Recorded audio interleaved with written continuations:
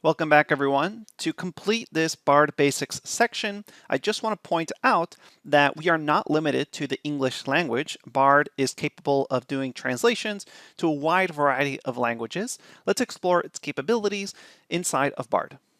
Okay, so here I am inside of Bard. Now, I can use Bard as a basic translation service. So I can just ask it a question such as, how do I say, and then in quotes, good morning, would you like some coffee, question mark, in Spanish? And so it understands based off my prompting that I have this inside of quotes, that I specifically want that in Spanish. And what's interesting is it gives me both, formal understanding and informal.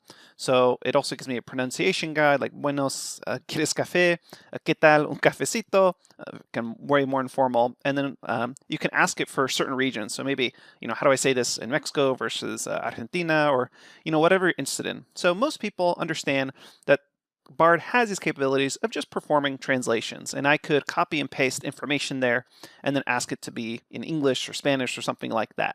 But I can combine this with other capabilities that we just saw.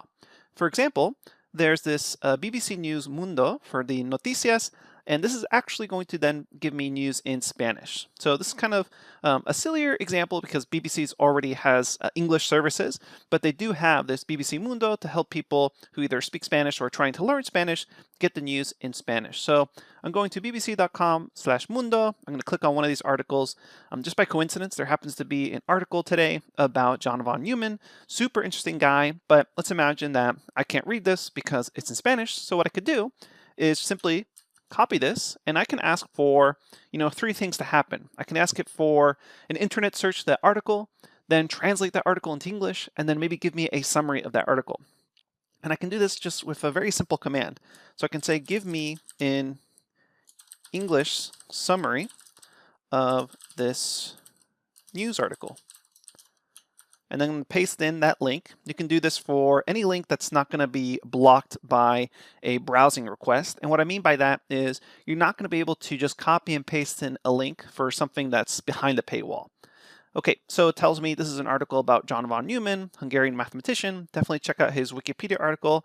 Super smart guy. Worked on the Manhattan Project, and you can see here websites reviewed to confirm that it actually took that information from the website and it's not just hallucinating something about John von Neumann. Okay, so again, you're not just limited to English, the whole world is your oyster. We'll see you at the next section of the course.